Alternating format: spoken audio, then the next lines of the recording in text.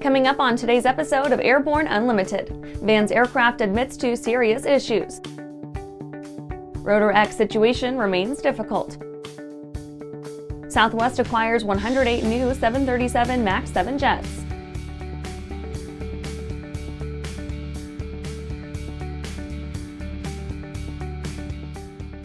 Welcome to Airborne Unlimited. I'm your host, Holland Lee. Let's get into today's stories.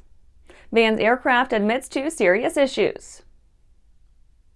Van's aircraft is facing serious cash flow issues resultant of a confluence of unfavorable events and circumstances, principal among which are 1. Pandemic-driven costs. The shutdowns and supply chain issues by which the COVID exigency was characterized drove up Van's cost, doubled the company's inventory levels, slowed deliveries, and severely strained cash flow.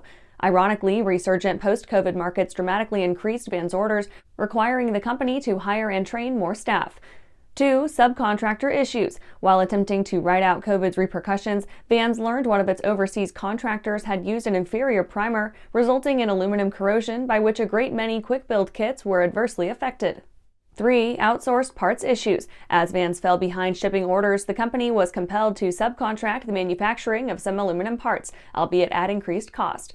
Vans determined the only timely option was to have some parts laser cut rather than CNC punched, as is Vans' convention.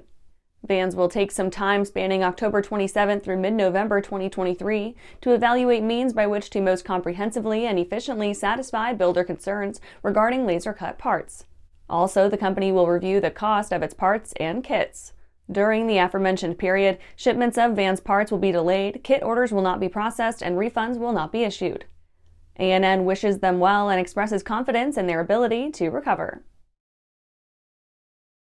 After the break, SpaceX aspires to unprecedented 2024 launch cadence.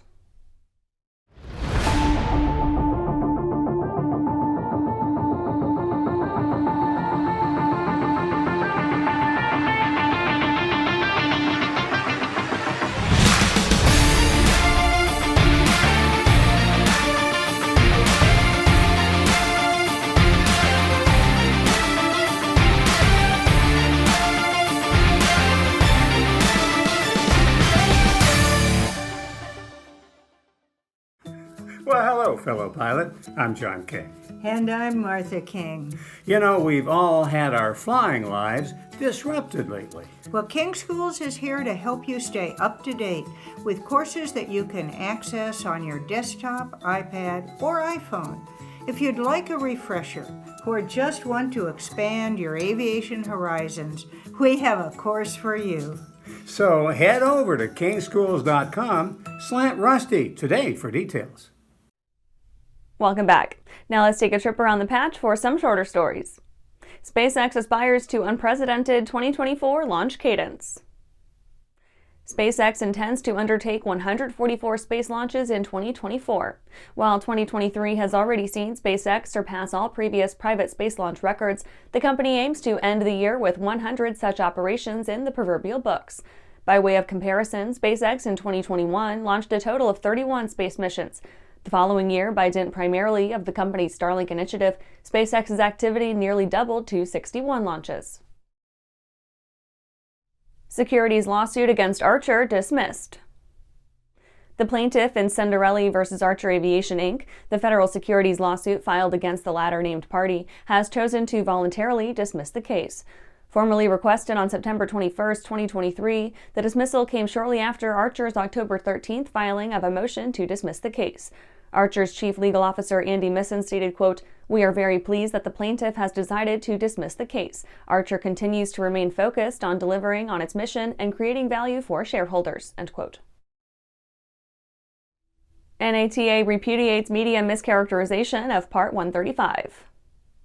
In a letter to the editor of the Dallas Morning News regarding an article titled "Experts Eye Charter Jet Operators, American Southwest Raise Alarm Over Less Regulated Service Model," National Air Transportation Association President and CEO Kurt Castagna set forth, quote, "This story repeats claims by airlines and pilot unions that Part 135 charter operators are allowed to forego TSA lines and other regulations placed on traditional airlines. That misrepresents the Part 135 operating environment and perpetuates mischaracterizations of this critical transportation sector," end quote. Sierra Space and NASA complete Dreamchaser test. Sierra Space has completed the first mission flight operations review of the inaugural Dreamchaser mission to the ISS. Subject review, which was completed at NASA's Johnson Space Center by dint of a collaboration between Sierra Space Dreamchaser Flight Control Team and its NASA counterpart, was a crucial step in preparation for the mission. The week-long review occasioned the culmination of an intensive effort involving personnel from across Sierra Space and NASA. In total, over 200 critical elements representing thousands of hours of collective development were baselined. Well, that's it for today's trip around the patch. Let's get back to the rest of the news. Rotor X situation remains difficult. The Rotor X situation is getting stranger by the day.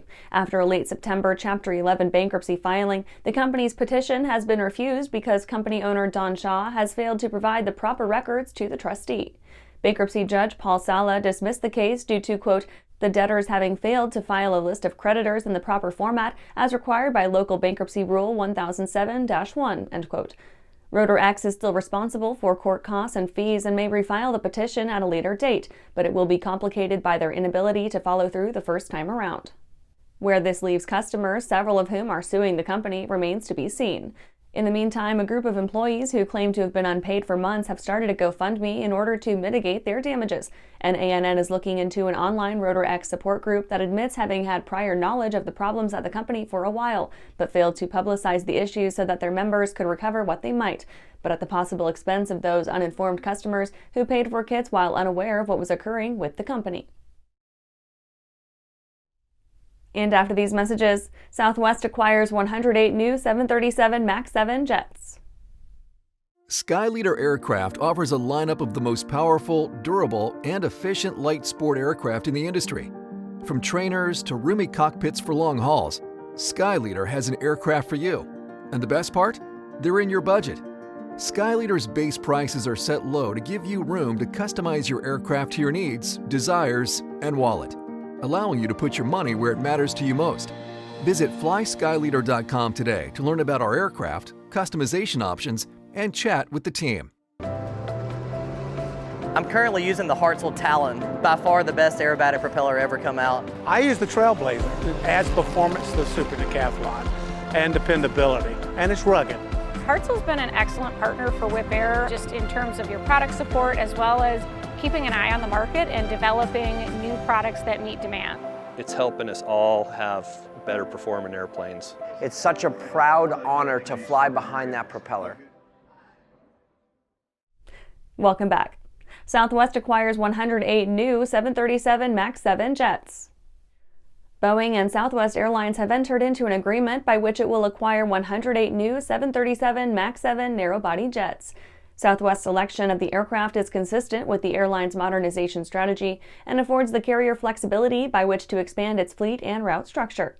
An all-Boeing air carrier, Southwest, since its 1967 founding, has placed north of 300 orders for the plane maker's perennial 737 family aircraft, growing its order book to more than 500 737 MAX jets.